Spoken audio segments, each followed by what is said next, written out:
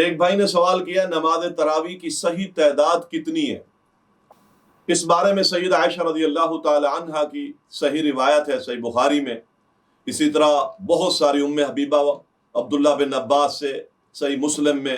اور دوسری کتب حدیث میں نبی علیہ الصلوۃ والسلام کی رات کی نماز کے بارے میں وضاحت موجود ہے۔ سید عائشہ رضی اللہ تعالی عنہ فرماتی ہیں کہ نبی علیہ الصلوۃ والسلام کی رمضان اور غیر رمضان میں رات کی نماز 11 رکعت ہوتی تھی۔ یہ صحیح ترین روایت ہے 11 رکعت کے حوالے سے۔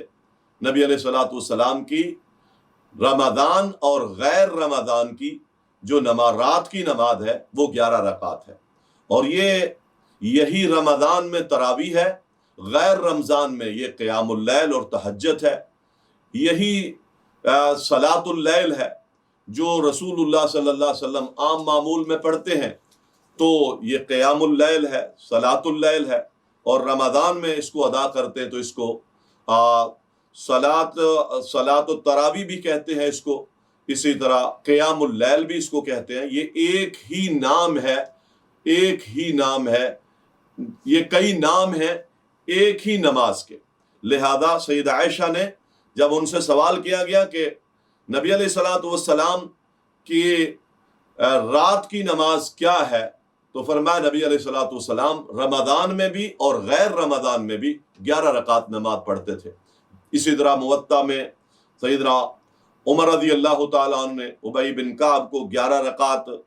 پڑھانے کا حکم دیا۔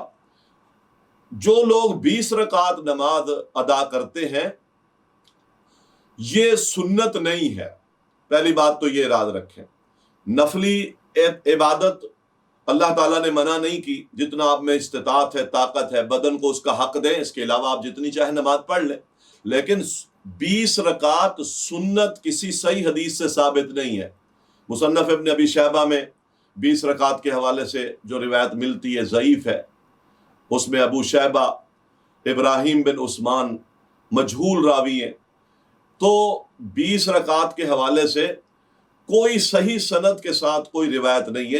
جبکہ اس کے مقابلے میں صحیح بخاری کی، صحیح مسلم کی صحیح روایتیں موجود ہیں کہ رسول اللہ صلی اللہ علیہ وسلم کے رمضان اور غیر رمضان کی جو نماز ہے، نماز تراویح جس کو آپ کہتے ہیں صلاۃ التراویح، یہ 20 رکعت کی نہیں ہے بلکہ 11 رکعت ہے۔